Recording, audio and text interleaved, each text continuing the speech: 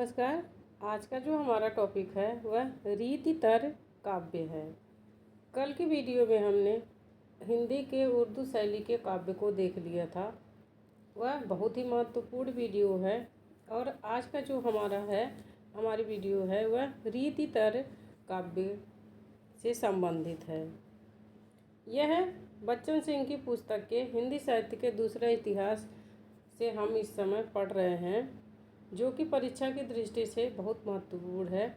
हिंदी की सभी परीक्षाओं के लिए महत्वपूर्ण है, चाहे TGT, PGT, LT, GIC, GDC, UGC net, assistant professor, जितनी भी हिंदी की परीक्षाएं होती हैं यह सभी परीक्षार्थियों के लिए महत्वपूर्ण है, क्योंकि इससे परीक्षा में प्रश्न जरूर बनते हैं। तो शुरू करते हैं आज का वीडियो। रीतितर काव्य में हम देखते हैं, किसी भी काल में अनेक काव्य धाराएं एक साथ चलती रहती हैं। वे विभिन्न वर्गों, अंचलों, विचारों, भावों से प्रभावित होते हुए भी मूल आर्थिक सामाजिक धारा से बद्ध रहती हैं। कह रहे हैं किसी भी काल में, कोई भी काल हो, उसमें एक साथ कई धाराएं चलती हैं। पद्य रीति और मुक्त रीति काव्य के अतिरिक्त इस काल में वीर, भक्ति, प्रेमाख्यान और नीति अन्योक्ति काव्यों का सृजन होता रहा है, जिनका अपना अलग अस्तित्व भी है और तत्कालीन परिवेश से संबद्धता भी है। तो रीति-इतर मतलब रीति काव्य से अलग जो काव्य धाराएं रीति काल की चली थीं उसको हम इसमें देखेंगे। तो पहला हमारा है वीर काव्य। इसमें रीतिकाल में जितने भी वीर रस की रचनाएं लिखी गई हैं उसको हम देखेंगे। जैसे भूषण हो गए, वीर रस के लिए प्रसिद्ध हैं। पहला हमारा है वीर काव्य। मान कवि गोरेलाल पुरोहित को लाल कवि भी कहते हैं। श्रीधर, सूदन, जोधराज और चंद्रशेखर वाजपेयी, इनका चंद्रशेखर वाजपेयी नाम है, ने वीर काव्यों की रचना की है। क्योंकि पहले वीडियो में हमने भूषण के बारे में पढ़ लिया था, इसलिए इसमें हम भूषण को नहीं पढ़ेंगे। भूषण को बच्चन सिंह ने बद्ध रीति काव्य की श्रेणी में रखा है। बद्ध रीति काव्य को भी दो भागों में विभाजित किए हैं, काव्य चेतस और रीति चेतस। तो भूषण को बच्चन सिंह ने काव्य चेतस के अंतर्गत रखा। इससे प्रश्न बन सकता है, यह ध्यान रखना। पृथ्वीराज रासो और आल्हा खंड मतो, आल्हा खंड भाटो, यहाँ भाटो, जो पृथ्वीराज रासो आल्हा खंड भाटो, यहाँ भ रहेगा, भाटो द्वारा निरंतर गाए जाते रहे हैं, इन्हें वैलिड कहा जा सकता है। तो यहाँ पर मोस्ट इम्पोर्टेंट है आपका यह है कि बच्चन सिंह ने वैलिड किसे कहा है। प्रश्न दे देगा निम्नलिखित रचनाओं में से कौन सी रचनाएं वैलिड हैं। वैलिड की श्रेणी में रखा है बच्चन सिंह ने। तो पृथ्वीराज रासो और आल्हा खंड, ये क्या है, वैलिड। अब हमारे पहले कवि हैं मान कवि। मान कवि का उल्लेख शुक्ल जी के इतिहास में नहीं है, यद्यपि शिव सिंह सेंगर ने उनका उल्लेख किया है। सेंगर ने उनके ग्रंथ का नाम राजदेव विलास बताते हैं। तो आपका मोस्ट इम्पोर्टेंट ये है कि जो मान कवि हैं,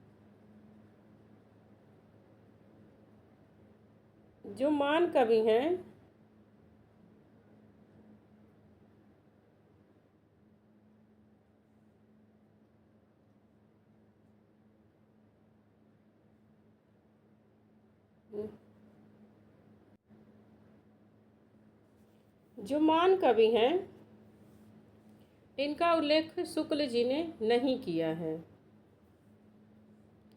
शिव सिंह सेंगर ने इनका उल्लेख किया है। और मान कवि की रचना का नाम शिव सिंह सेंगर ने क्या बताया है, राजदेव विलास। शिव सिंह सेंगर ने महान कवि की रचना का नाम बताया है राजदेव बिलास। ग्रियर्सन ने भी सेंगर के आधार पर उनके ग्रंथ को राजदेव बिलास ही लिखा है। मोस्ट इम्पोर्टेंट है आपका ये है, महान कवि की रचना को राजदेव बिलास नाम किसने किसने दिया है? शिव सिंह सेंगर और डॉक्टर ग्रियर्सन ने। लेकिन मिश्र बंधु विनोद के दूसरे भाग में राजदेव बिलास का सही नाम राजबिलास लिखा हुआ है। तो यहाँ पर आपका इम्पोर्टेंट कथन ये है कि महान कवि की रचना को राजबिलास नाम किसने दिया हुआ है? मिश्र बंधु विनोद में मिश्र बंधुओं ने।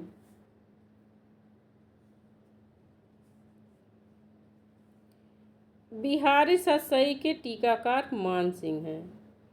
बिहारी सतसई पर बहुत सारी टीकाएं लिखी गई हैं। इसका मैंने एक वीडियो बना दिया है कि बिहारी सतसई पे कितनी टीकाएं लिखी गई और पहले टीकाकार कौन हैं, तो वो आप जाकर चैनल पर देख सकते हैं। बिहारी सतसई के एक टीकाकार मान सिंह हैं। रत्नाकर जी ने दोनों मान को एक मान लिया है। जगन्नाथ दास रत्नाकर ने जो दोनों मान सिंह हैं उनको एक ही माना है, किंतु दोनों की भाषा शैली में अंतर है, अतः दोनों भिन्न भिन्न व्यक्ति हैं।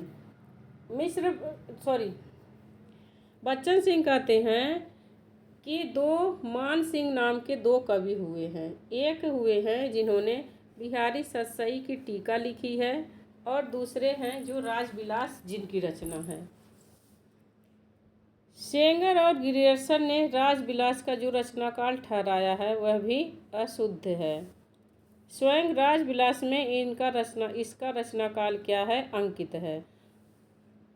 बच्चन सिंह कह रहे हैं कि शिव सिंह सेंगर और डॉक्टर ग्रियर्सन ने जो राजबिलास का रचनाकाल ठहराया है वह अशुद्ध है। राजबिलास में ही खुद रचनाकाल अंकित है। शुभ संवत 10/7 बरस 34 बधाई। इस तिथि को यानी संवत 1734 और संवत 1734 या 1677 को इनके लिए लेखन का मंडन किया।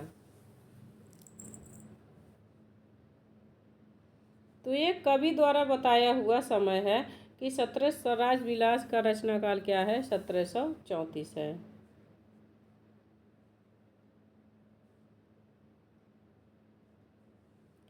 इस ग्रंथ में राज सिंह के जीवन संबंधी 1680 तक की घटनाओं का समावेश है, इसमें राजबिलास में।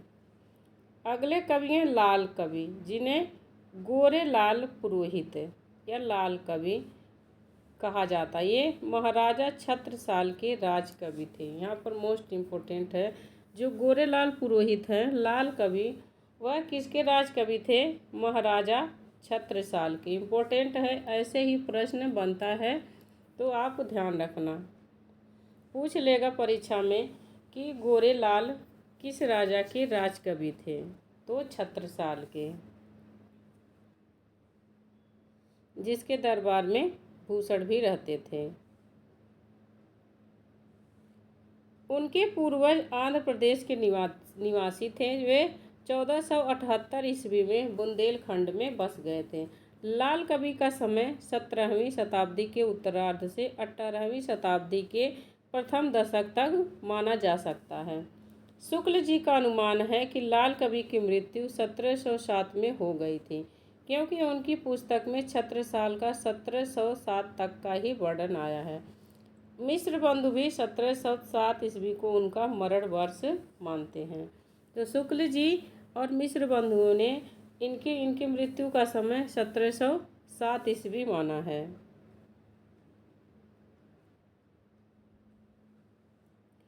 पर उनके छत्र प्रकाश ग्रंथ के अंत में छत्रसाल की लोहागढ़ की विजय का वर्णन है।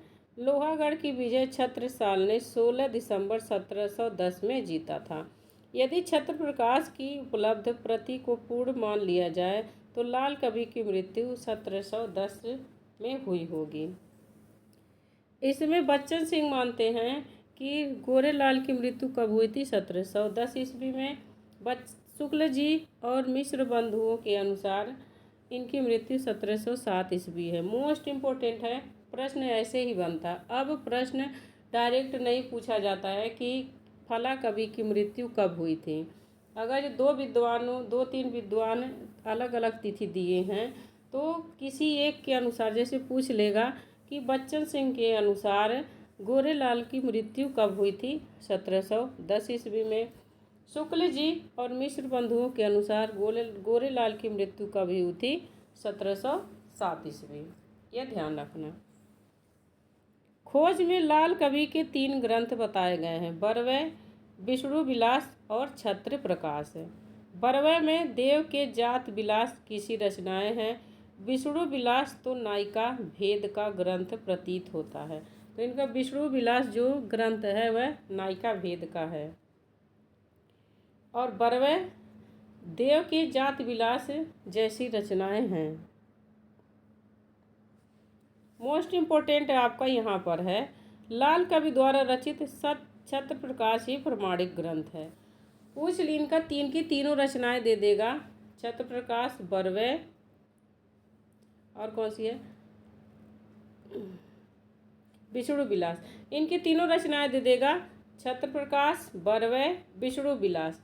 और पूछ लेगा निम्नलिखित में से इनकी कौन सी रचनाओं में से बच्चन सिंह ने प्रमाणिक माना है, तो छत्र प्रकाश को प्रमाणिक माना। ऐसे ही हिंदी साहित्य से ऐसे ही प्रश्न बनते हैं, कवियों से संबंधित और उनकी रचनाओं से संबंधित। अगले हमारे कवि हैं सूदन। ये सूदन माथुर चौबे थे, जाति के चौबे थे। वे भरतपुर के राजा परम पराक्रमी सुजान सिंह, जिन्हें सूरजमल कहते हैं, के आश्रित थे। यहाँ पर आपको मोस्ट इम्पोर्टेंट है, जो सूदन थे वह किसके आश्रित कवि थे, सुजान सिंह के।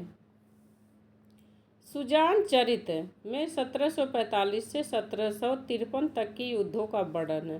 तो यहाँ पर आपके लिए मोस्ट इम्पोर्टेंट ये होना चाहिए कि जो सुजान चरित नाम से अगर जो पूछ ले कि सुजान चरित किसी रचना है, तो सुजान नाम से घनानंद को आप मत लगाना, क्योंकि सुजान चरित जो है वह सूदन की रचना है, यह ध्यान रखना।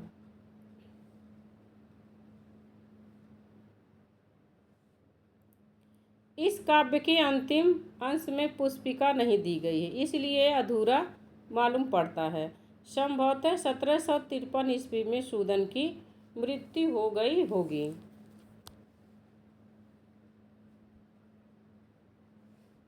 सुजान चरित 7 जंगों में विभक्त है, भारी भरकम ग्रंथ है।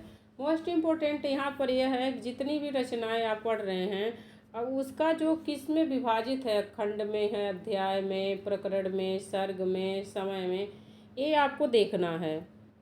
तरंग में जैसे सेनापति की रचना 9 रस है, वो तरंगों में विभाजित है। तो सुजान चरित जंगों में विभक्त है, यह ध्यान रखना। और कितने 7 जंग हैं सुजान चरित में, कितने जंग हैं, 7 जंग। प्रत्येक जंग अंकों में विभक्त है, ये एक तरह का जंग नामा है। मोस्ट इम्पोर्टेंट प्रश्न पूछ लेगा कि किस कवि की रचनाओं को जंगनामा कहा जाता है, रचना को, तो यह कौन सी रचना जंगनामा नाम से भी जानी जाती है, तो सुजान चरित। इस ग्रंथ में ऐतिहासिक घटनाओं की सुरक्षा का पूरा ध्यान रखा गया है।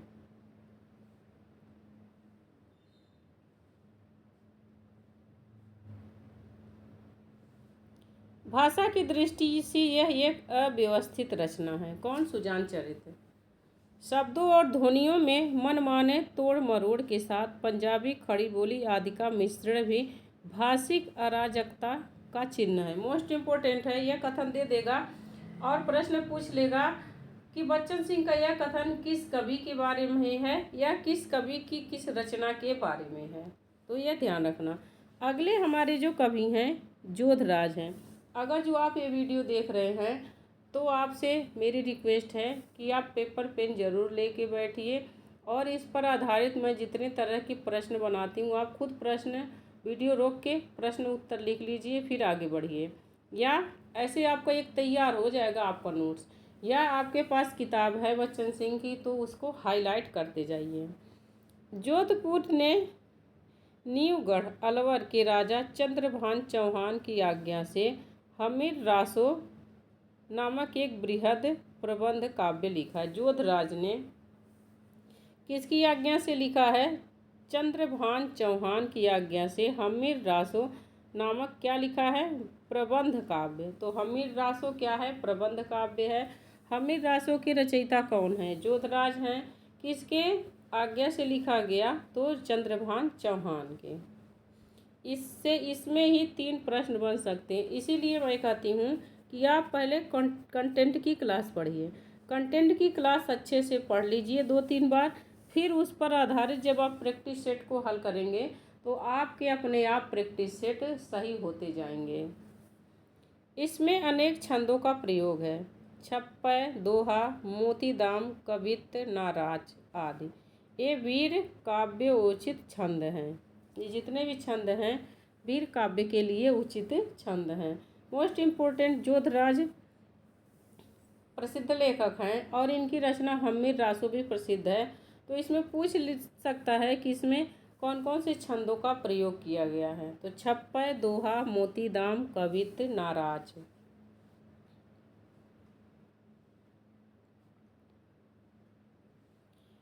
इसकी भाषा में सरसता है। लाल कवि की ध्वन्यात्मक विकृतियां नहीं।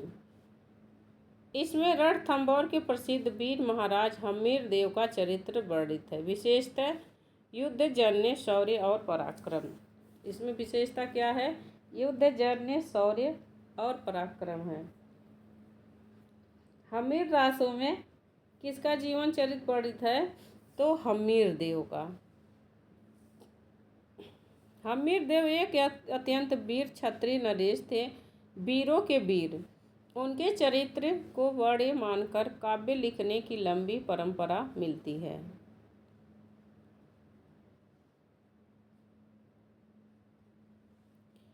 सारंगधर का हमीर रासो इस दिशा में पहला प्रयास है। मोस्ट इम्पोर्टेंट, हमीर रासो नाम से रचना किसने लिखी है? सारंगधर और जोधराज ने। जो सारंगधर की रचना है वह प्राकृत पैगलम में उल्लिखित पंक्तियां उसी की तो हैं। प्राकृत पैगलम में उल्लिखित पंक्तियां हैं। सारंगधर किसकी रचना है? हमीर रासो की भी है और जोधराज की है। और इस दिशा में सारंगधर का पहला प्रयास है। राजस्थानी भाषा में लिखा गया मंच का हमीर कवित्त 21 कवित्तों की एक लघु पुस्तिका है। तीसरी पुस्तक भाणकृत हमीर देव चौपाई है। पर जोधराज के हमीर रासो का विशेष महत्व है, जिसका समय क्या है? 1818 ईस्वी। तो हमीर नाम से 3-4 पुस्तकें लिखी गई। हमीर का कवित्त, हमीर देव चौपाई।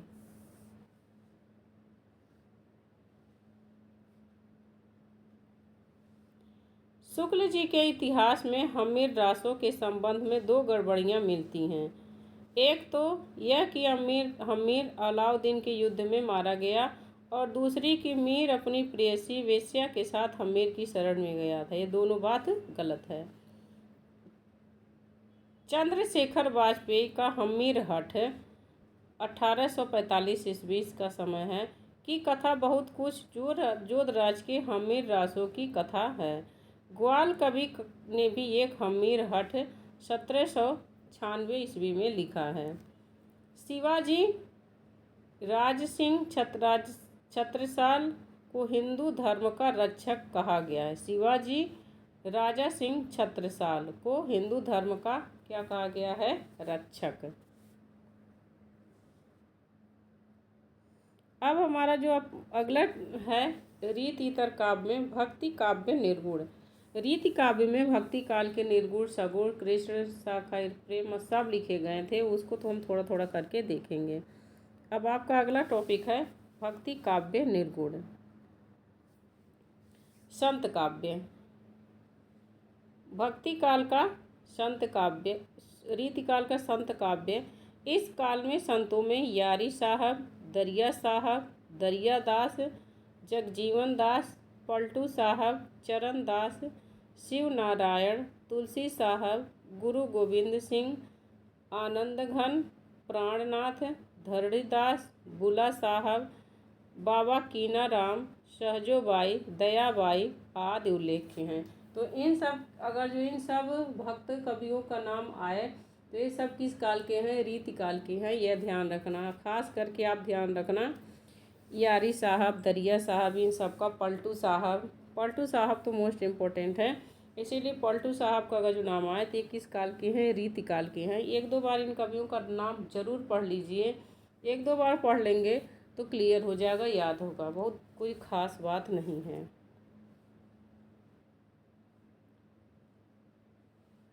अगले हैं यारी साहब। ये पहले सूफी फकीर थे और बाद में संत मंत में दीक्षित हो गए थे, संत मंत में। इनका समय 17वीं शताब्दी का उत्तरार्ध ठहराया जाता है। इनका वास्तविक नाम यार मोहम्मद था। ये बाबरी पंथ के महात्मा थे। इनके शिष्यों में हिंदू मुसलमान दोनों थे। अगले हैं बुला साहब। संत बुला साहब भी इन्हीं के शिष्य थे। उनकी रचनाओं का एक संग्रह रत्नावली है। इनकी भाषा में अरबी फारसी के शब्द खूब प्रयुक्त हुए हैं। अब अगले कवि हैं दरिया साहब। ये क्या है? मारवाड़ वाले हैं। इन्हें दादू का अवतार माना जाता है। मोस्ट इम्पोर्टेंट आपका यही है कि इन्हें दादू का अवतार माना जाता है। इनको कुछ लोग राम स्नेही पंथी का प्रवर्तक भी मानते हैं। किसको? दरिया साहब को। दरिया साहब को दादू का अवतार माना जाता है। पूछ लेगा प्रश्न, निम्नलिखित में से किस कवि को दादू का अवतार माना जाता है? इन पर कबीर का प्रभाव विशेष रूप से परिलक्षित होता है। इनकी लिखी हुई 20 रचनाएं बताई जाती हैं, जिनमें से दरिया सागर और ज्ञान दीपक प्रकाशित हैं। तो दरिया साहब की रचना महत्वपूर्ण है, ज्ञान दीपक और दरिया सागर।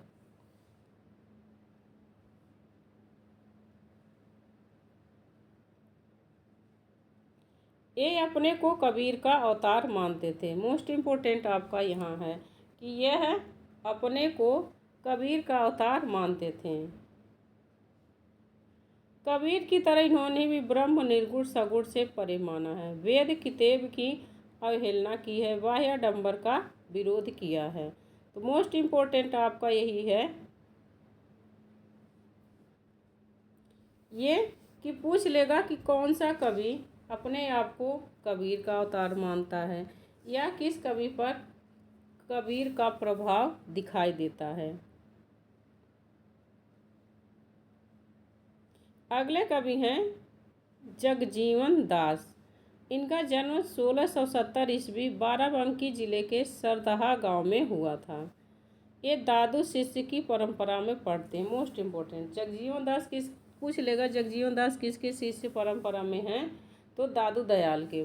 1761 ईस्वी में इनका देहावसान हो गया। सतनामी संप्रदाय की कोटवा शाखा के प्रवर्तक थे। जगजीवन दास सतनामी संप्रदाय की कोटवा शाखा के प्रवर्तक थे। अगले महत्वपूर्ण कवि हैं गुरु गोविंद सिंह। मोस्ट इम्पोर्टेंट है, जिनका समय 1666 से 1708 ईस्वी तक है। गुरु गोविंद सिंह तेग बहादुर के पुत्र थे। ये शस्त्र और शास्त्र दोनों में समान रूप से निपुण थे। मुगलों के अत्याचारों के विरुद्ध उन्हें शस्त्र उठाना पड़ा। अनेक लड़ाइयों में इन्हें सफलता प्राप्त हुई। तो ये शास्त्र और शस्त्र दोनों में निपुण थे। देश के महान वीरों और देशभक्तों में इनका नाम प्रथम पंक्ति में लिखा जाएगा।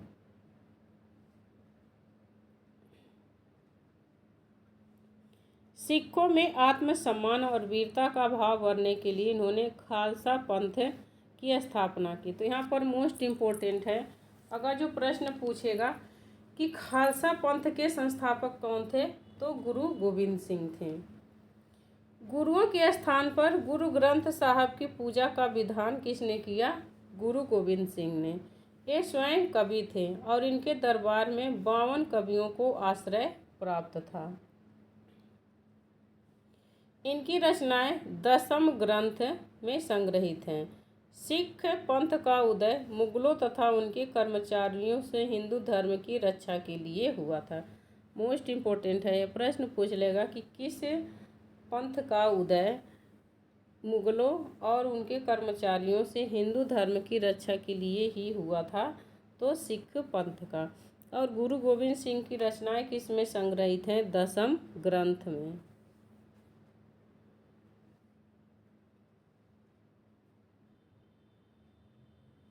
इनकी रचनाओं से प्रमाणित होता है कि वे अत्याचार के विरोधी थे, न कि किसी धर्म या जाति के। वे स्वयं जात पात में विश्वास नहीं करते थे। इन्होंने चंडी चरित्र के साथ गोविंद रामायण भी लिखा। तो इनकी महत्वपूर्ण रचनाएं कौन सी हैं? चंडी चरित्र और गोविंद रामायण। पलटू साहब, शिवनारायण साहब प्राणनाथ, ये क्या इस काल के आदि संत हैं।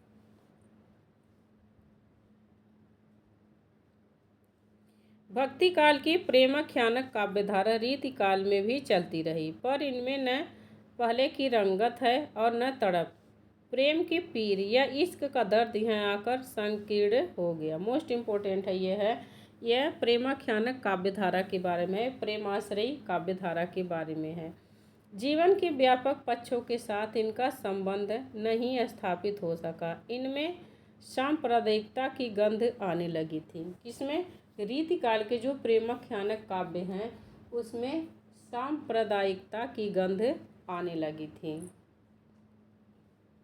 पूछ लिया जाएगा कि किस काल के प्रेमाख्यानक काव्य में सांप्रदायिकता की गंध आने लगी थी, तो रीतिकाल में। इस काल में दो प्रकार के प्रेमाख्यानक काव्य पाए जाते हैं।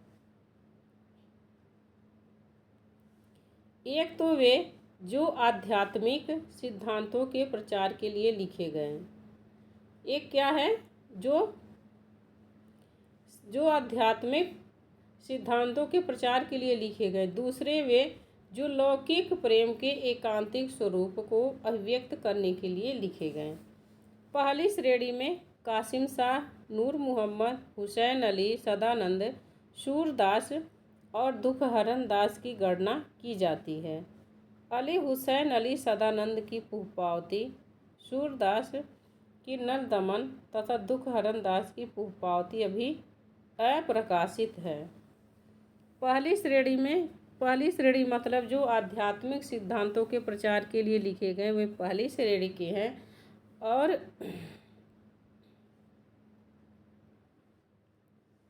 पहली श्रेणी की क्या हैं? जो आध्यात्मिक सिद्धांतों के प्रचार के लिए लिखे गए।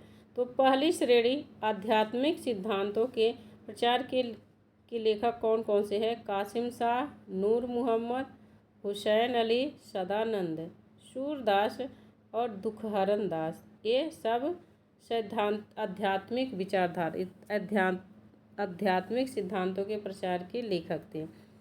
हुसैन अली की रचना कौन सी है? हुसैन अली सदानंद की रचना कौन सी है? पुष्पावती। सूरदास की कौन सी रचना है? नल दमन। तथा दुखहरण की रचना पुष्पावती। सब अभी तक प्रकाशित नहीं हुए हैं। दूसरी श्रेणी की जो रचनाएं हैं वे हंस कवि की चंद्र कुंवरी रिबात, बोधा की विरह बारिश, बोधा मोस्ट इम्पोर्टेंट है, चतुर्भुज कायस्थ की मधुमालती, ये भी इम्पोर्टेंट है। तो दूसरी श्रेणी वाले में महत्वपूर्ण है बोधा की विरह बारिश, जो प्रेम के एकांतिक स्वरूप को लेकर के लिखी गई। अब दूसरा हमारा है लौकिक प्रेमाख्यानक।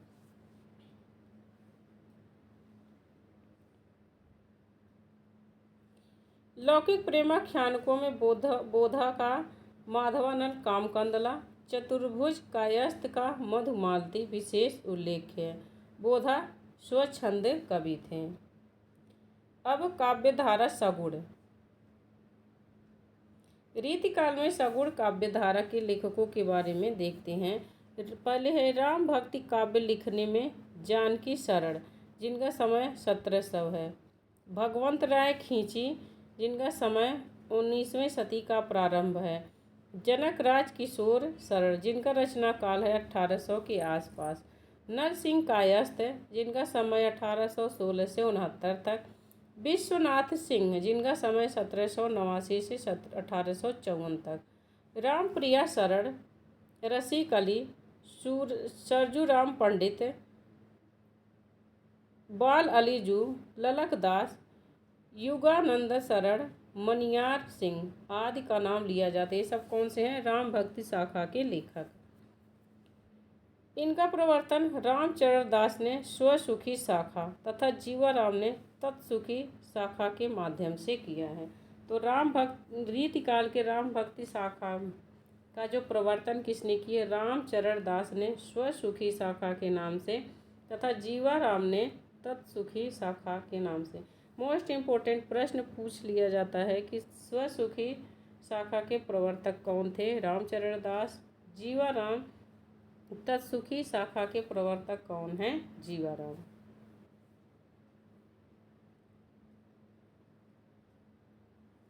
अधिकांश रसिकोपासक पर कृष्ण भक्ति शाखा के सखी संप्रदाय का प्रभाव था। सखी संप्रदाय ये है जो राम और सीता के श्रृंगार और माधुर्य वर्णन ये लोग किए हैं। अगले हैं रीतिकाल के कृष्ण भक्ति काव्य। रीतिकाल का कृष्ण भक्ति काव्य। जिस प्रकार रसिक संप्रदाय का केंद्र अयोध्या था, उसी प्रकार युगलोपासना या सखी संप्रदाय का केंद्र कौन था? वृंदावन। राम भक्ति शाखा के रसिक संप्रदाय का केंद्र अयोध्या था, सखी संप्रदाय का केंद्र वृंदावन था। कृष्ण भक्ति शाखा के सखी संप्रदाय के कवियों में नागरी दास, अलबेली अली, चाचा हित हरिबंद दास, भगवंत रसिक, हठी जी, सहचरी शरण प्रमुख। ये प्रमुख कृष्ण भक्ति शाखा के कवि हैं रीतिकाल के।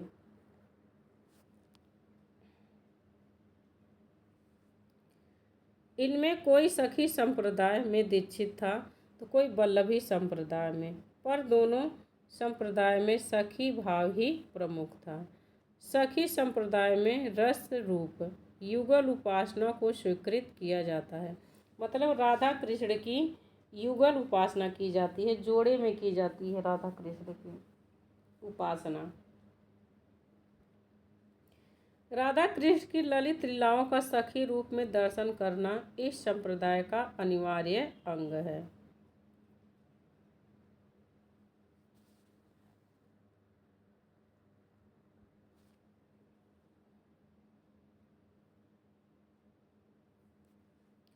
इसका प्रचलन पहले से ही निम्बार्क संप्रदाय और गौड़ी संप्रदाय में था। राधा वल्लभी संप्रदाय में राधा स्वतंत्र पराशक्ति रूपा है। मोस्ट इम्पोर्टेंट है कि पूछ लेता है प्रश्न, किस संप्रदाय में राधा को स्वतंत्र रूप से उनकी पूजा की जाती है? तो राधा वल्लभ संप्रदाय में। कृष्णगढ़ के राजा सावंत सिंह नागरी दास नाम से ही प्रसिद्ध है। मोस्ट इम्पोर्टेंट पूछ लेगा कि नागरी दास का नाम क्या है, मूल नाम क्या है? तो राजा सावंत सिंह, इनका नागरी दास उपनाम है। अगले हैं बख्शी हंसराज। ये पन्ना नरेश अमान सिंह के दरबार में रहते थे। वे सखी भाव के उपासक थे।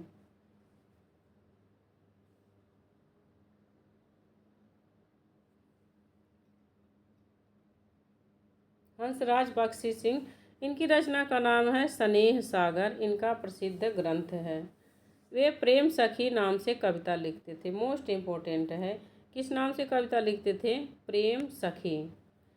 भाषा इनकी साफ सुथरी और प्रवाहपूर्ण है, कृत्रिमता का कहीं भी स्पर्श नहीं है। मोस्ट इम्पोर्टेंट है ये। अलबेली अली का कोई वृत्त नहीं मिलता है।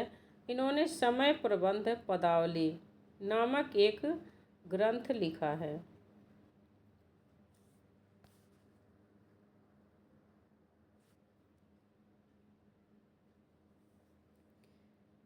चाचा हित हरिबंद दास राधा वल्लभी गोस्वामी हित रूप जी के शिष्य थे। ये नागरी दास के भाई बहादुर सिंह के आश्रय में रहते थे। नख सिख अष्टयाम आदि इनके ग्रंथ थे। किसके? हित हरिवंश दास के। हित हरिवंश दास की रचना कौन सी है? नखशिख और अष्टयाम। भगवत रसिक अनन्य प्रेमी थे। हठी जी राधा सुधा शतक अत्यंत भावपूर्ण है। हठी जी की रचना कौन सी है? राधा सुधा शतक। इसमें कोई संदेह नहीं कि ये लोग सच्चे भक्त थे। इसमें कोई भी संदेह नहीं है कि ये लोग क्या थे? सच्चे भक्त थे। धर्म की दृष्टि से युगलोपासना परम रागात्मक तत्व हो सकती है, किंतु समाज से कटकर वह संकीर्ण, निरुपाय और प्रतिक्रियावादी हो जाती है। युगलोपासना के अतिरिक्त तुलसी के मानस की शैली पर ब्रजवासी दास ने सूर के कथाक्रम पर आधारित ब्रजी में ब्रज विलास की रचना की। ब्रजवासी दास ने युगलोपासना के अतिरिक्त तुलसी के मानस शैली पर, जो शैली है वह मानस की शैली है, ब्रजवासी दास ने सूर के कथाक्रम पर आधारित ब्रजी में ब्रज विलास की रचना की। मंचित का कृष्णायन और गुमान मिश्र का कृष्ण चंद्रिका भी उल्लेख्य है। ये कृष्ण भक्ति शाखा के सब कवि हैं। प्रश्न पूछ लेगा कि ब्रजवासी दास किस शाखा के कवि हैं, रीतिकाल के किस शाखा के कवि हैं? तो ये कृष्ण भक्ति शाखा के। अगला है हमारा टॉपिक नीति काव्य।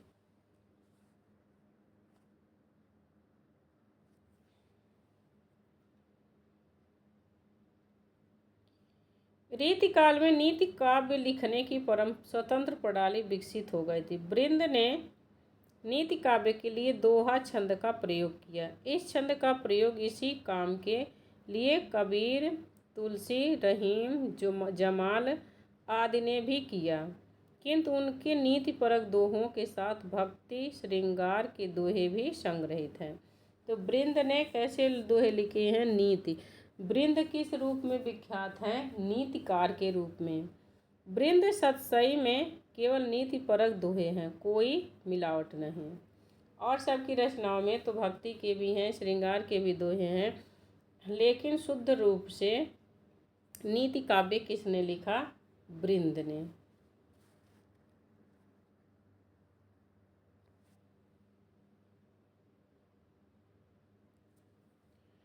गिरधर कविराय, दीनदयाल गिरी, बैताल आदि ने छंद ही बदल दिया। गिरधर और दीनदयाल ने कुंडलीय छंद का प्रयोग किया तो बैताल ने छप्पय।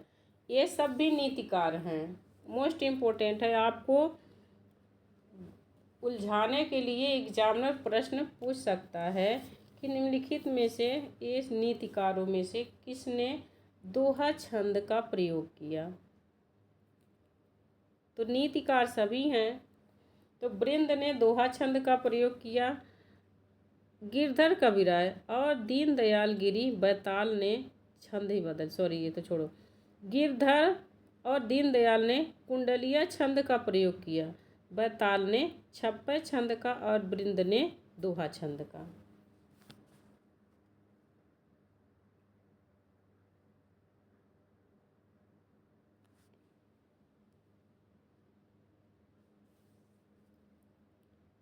भक्तिकालीन संतों और भक्तों के नीति कथन धर्म या संप्रदाय प्रेरित है।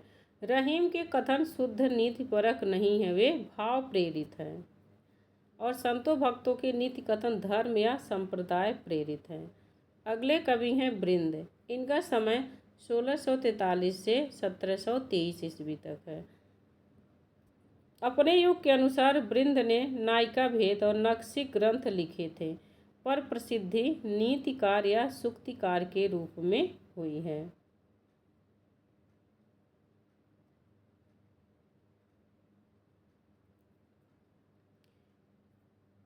उनकी समग्र रचनाओं को 5 भागों में बांटा जा सकता है: भक्ति, तत्वज्ञान, नीति, श्रृंगार और वीर।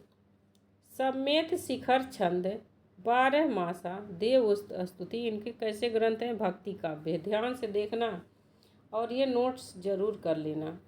हितोपदेश दृष्टात्मक कैसा है? तत्व ज्ञानात्मक है। इनका जो हितोपदेश अष्टक है ये कैसा है? तत्व ज्ञानात्मक है। 5 तरह की रचनाएं लिखी है ना, 5 वर्गों में हम बांट सकते हैं, तो पांचों का हम विवेचन देख लेते हैं। दृष्टांत सत्सई भाषा हितोपदेश नीति काव्य है। माव पंचाशिका, नैन बतीसी, अक्षराद दोहे, श्रृंगार शिक्षा, पवन पचीसी, यमक सत्सई, ये कैसे हैं? श्रृंगार काव्य की इनकी रचनाएं हैं। वचनिका अथवा रूप सिंह की वार्ता तथा सत्य स्वरूप रूपक, ये कैसे हैं? वीर काव्य हैं। तो इनकी रचनाएं 5 भाग में विभाजित हैं। हमने पांचों का देख लिया, बस 1-2 बार आप देख लेंगे या पढ़ लेंगे तो याद हो जाएगा।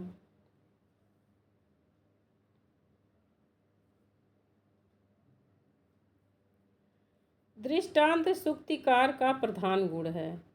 सूक्तिकार का प्रधान गुण क्या है? दृष्टांत, मोस्ट इम्पोर्टेंट। उनकी भाषा शुद्ध ब्रजी नहीं है, उस पर फारसी, राजस्थानी और खड़ी बोली का प्रभाव है। वाक्य विन्यास साधु हैं, कहीं कहीं कष्टार्थ दोष आ गया है। वाक्य विन्यास इनके साधु हैं, लेकिन कहीं कहीं कष्टार्थ तत्व दोष आ गया है। अगले कवि हैं गिरधर कविराय। प्रश्न पूछ सकता है कि सूक्तिकार का प्रधान गुण क्या है? दृष्टांत।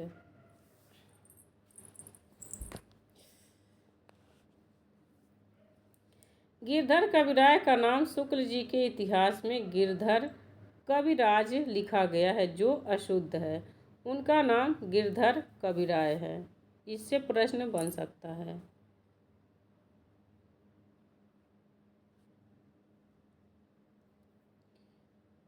किशोरी लाल गुप्त द्वारा संपादित गिरधर ग्रंथावली में भी संग्रहित है इनका नाम। उन्होंने अपनी एक कुंडलियाँ में शेख फरीद को सम्मान पूर्वक याद किया है। उनकी कुंडलियों से ज्ञात होता है कि वे सूफियों से बहुत प्रभावित थे। कौन? गिरधर कविराय। उनकी कुंडलियों को देखने पर लगता है कि वे एक और सिद्धांत कथन कह रहे हैं और दूसरी ओर लोक व्यवहार की बातें।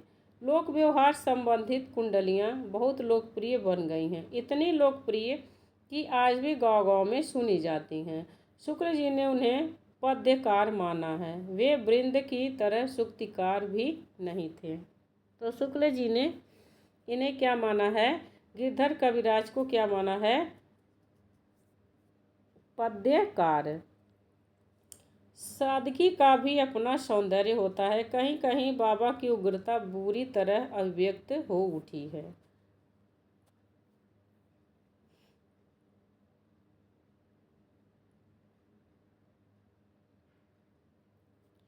वे अपने देश काल के प्रति अत्यंत जागरूक थे। उनकी अवधि पर ब्रजी, खड़ी बोली, पंजाबी, फारसी, अरबी का प्रभाव देखा जा सकता है, लेकिन तो मुख्य भाषा उनकी क्या थी? अवधी। अगले कवि हैं बैताल। बैताल की कोई इतिवृत्ति नहीं मिलती है। उनकी रचनाएं किसी विक्रम को संबोधित की गई हैं। बैताल पचीसी इनकी रचना है ना, उसी के बारे में।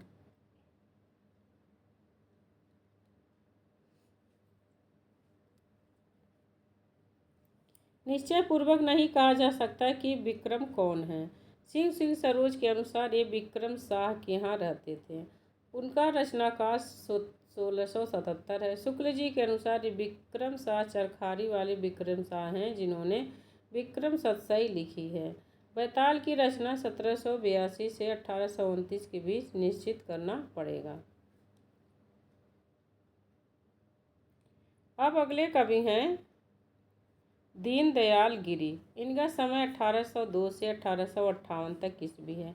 एक गिरजी मालवा निवासी कुशागिरी के शिष्य थे। शुक्ल जी ने दीनदयाल गिरी का जन्म स्थान गाय घाट मोहल्ला बताया है, जो अनुमान आश्रित मालूम पड़ता है। वे उनके अनुसार वे 1802 में पैदा हुए थे। उनकी अन्योक्तियों में एक प्रकार की सरसता और चमत्कार है। अगला हमारा जो टॉपिक है वह अन्य प्रवृत्तियों से है।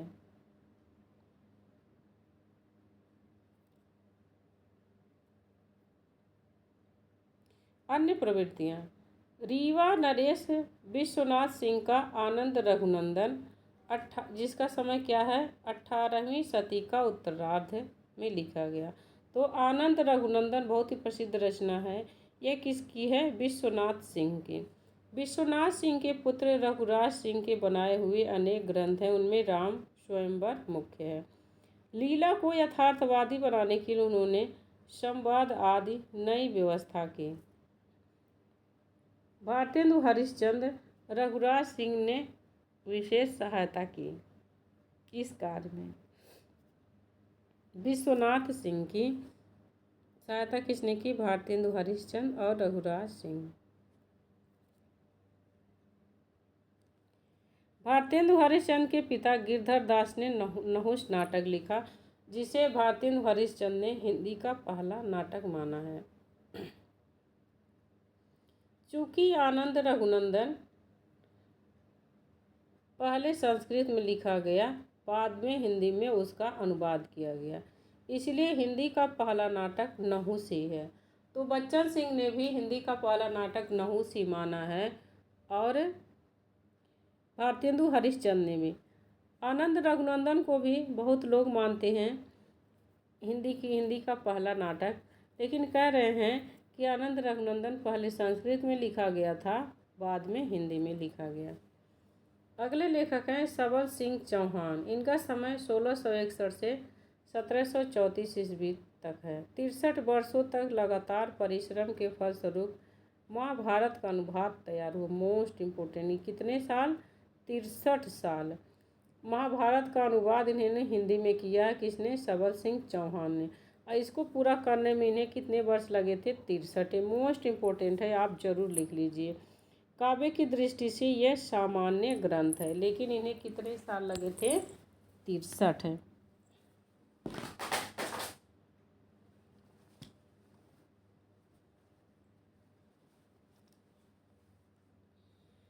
काशीराज के राजकवि बंदीजन के पुत्र गोकुलनाथ हैं।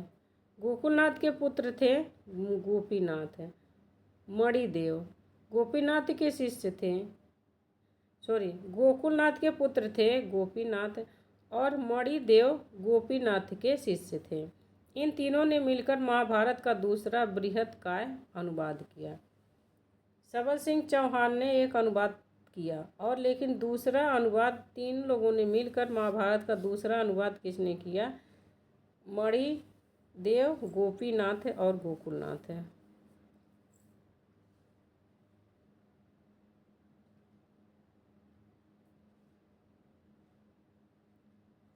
गुमान मिश्र का नैसा चरित्र हिंदी अनुवाद विशेष प्रसिद्ध है। गुमान मिश्र नैसद चरित्र, जो नैसद चरित्र संस्कृत में भास ने लिखा था, लेकिन नैसद चरित्र का हिंदी में अनुवाद किसने किया? गुमान मिश्र ने। गुमान महोबा के रहने वाले थे। उनके एक भाई का नाम खुमान था। तुलसीदास की शैली पर कृष्णायन लिखा गया। खुमान ने, एक भाई का नाम क्या था? खुमान। खुमान ने तुलसीदास की शैली पर कृष्णायन लिखा और गुमान ने केशव की रामचंद्रिका की शैली पर कृष्ण चंद्रिका। गुमान कवि हुए, एक गुमान कवि और हुए जिन्होंने अलंकार दर्पण लिखा। तो गुमान नाम के भी कई, खुमान ने कृष्णायन लिखा। खुमान की रचना कृष्णायन है और गुमान की रचना कृष्ण चंद्रिका है, यह ध्यान रखना। अब हम अंतर्विरोध देख लेते हैं, उसके बाद ख़त्म हो जाएगा हमारा ये टॉपिक। शुक्ल जी की सामाजिक दृष्टि ने एक और उसका खंडन किया है, तो साहित्यिक दृष्टि ने दूसरी ओर उसकी प्रशंसा की है। किसकी? रीतिकाल की। हिंदी के रीतिकाल के कवि तो मानो राजाओं महाराजाओं की काम वासना उत्तेजित करने के लिए रखे जाते थे।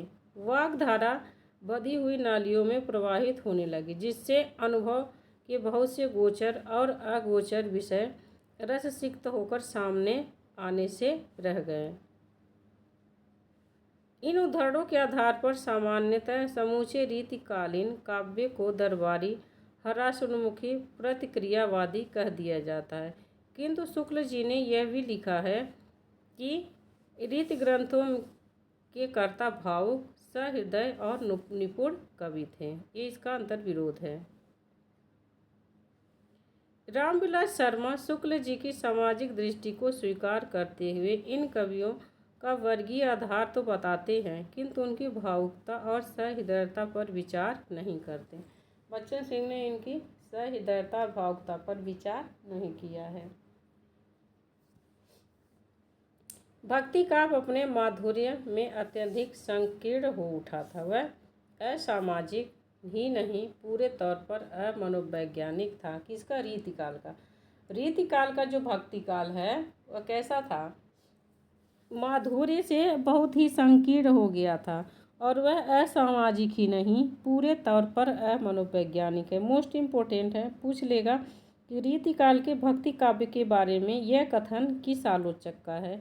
तो किसका है? बच्चन सिंह का। ऐसे आप प्रश्न बना करके आप उसको लिख लेंगे तो आपको अच्छे से याद रहेगा, भूलेगा नहीं। अब यहाँ पर हमारा ख़त्म होता है। अरे नहीं है, थोड़ा सा और है।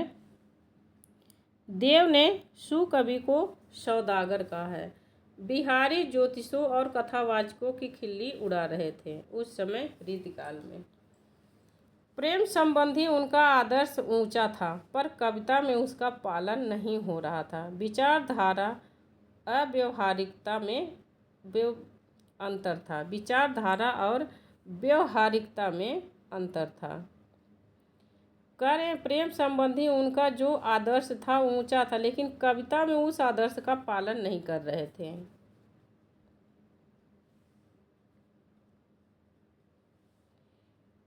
मुक्त रीति कवि अपने जीवन और काव्य में नए प्रतिमान स्थापित करते रहे। बद्ध रीति काव्य में गणिका का प्रेम स्थूल नैतिकता से बंधा हुआ था, पर मुक्त रीति काव्य में स्वकीय, परकीय और गणिका के प्रेम में कोई अंतर नहीं किया गया। जो बद्ध रीति कवि हैं उन्होंने गणिका के लिए एक नैतिकता से उनका स्थूल था, सूक्ष्म नहीं था गणिका का प्रेम। लेकिन मुक्त रीति काव्य में स्वकीय, परकीय, गणिका के प्रेम में कोई अंतर नहीं था, लेकिन बद्ध रीति काव्य में अंतर था। प्रेम युक्त गणिका का दर्जा ऊंचा है। स्त्री के संबंध में यह एक क्रांतिकारी मूल्य की दृष्टि है। मुक्त रीति कवियों के अनुसार जो प्रेम युक्त गणिका है उसका दर्जा उन्होंने बहुत ऊंचा रखा है। अब यहाँ पर ख़त्म होता है हमारा।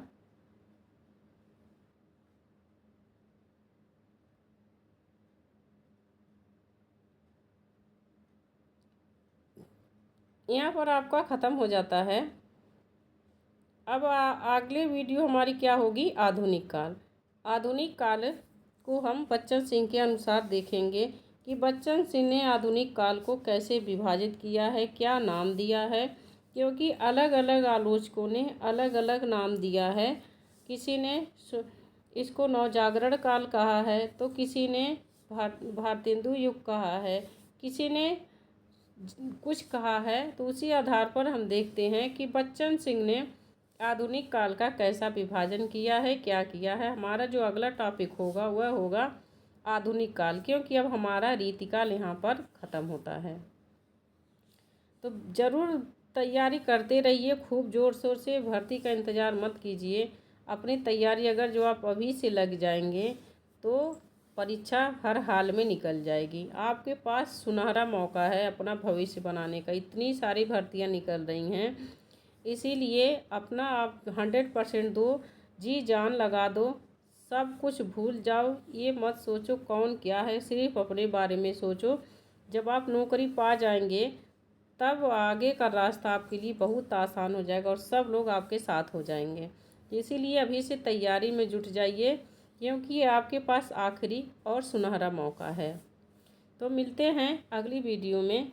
अगर जो वीडियो अच्छी लगी हो तो आप अपने दोस्तों को भी शेयर करिए ताकि उनकी भी तैयारी बेहतर हो सके, और सब्सक्राइब करिए ताकि वीडियो का नोटिफिकेशन आप तक पहुंचता रहे और आपकी तैयारी पक्की हो, आप अपनी एक सीट पक्की करें। मिलते हैं नेक्स्ट वीडियो में, तब तक के लिए नमस्कार।